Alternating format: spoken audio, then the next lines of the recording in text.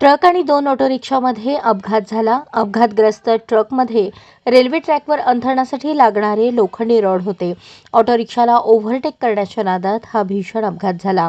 Auto रिक्षाला overtake करत असताना या ट्रकमध्ये लोखंडी रॉड निसटले आणि ऑटो रिक्षावर जाऊन पडले. या भीषण अपघातात 7 जणांचा जागीच मृत्यू झाला तर 6 जण गंभीर जखमी झाले आहेत. मृतांमध्ये एका लहान मुलाचा देखील समावेश आहे. जखमी व्यक्तींना उपचारासाठी रुग्णालयात दाखल करण्यात आले असून जखमी व्यक्तींची परिस्थिती चिंताजनक असल्यानं मृतांचा आकडा वाढण्याची भीती व्यक्त केली जात आहे. हा अपघात तेलंगणामधील वारंगल जिल्ह्याच्या वारंगल मामुनुरू रोडवर घडला. या रोडवर असलेल्या पेट्रोल पंपाजवळ रेल्वेच्या ट्रॅकसाठी लागणारे लोखंडी रॉड घेऊन जाणाऱ्या ट्रकने ऑटो रिक्षाला ओव्हरटेक करण्याचा प्रयत्न केला. ओव्हरटेकच्या नादात लोखंडी रॉड निसटले आणि ऑटो रिक्षावर जाऊन आदळले. या घटनेत 7 जणांचा गंभीर जखमी होऊन मृत्यू झाला तर 6 जण गंभीर आहेत.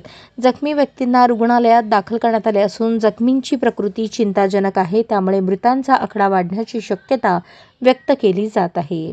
अशाच नवनवीन अपडेटसाठी जनता राज्य न्यूज चॅनलला सबस्क्राईब करा, लाईक करा आणि शेअर करायला विसरू नका.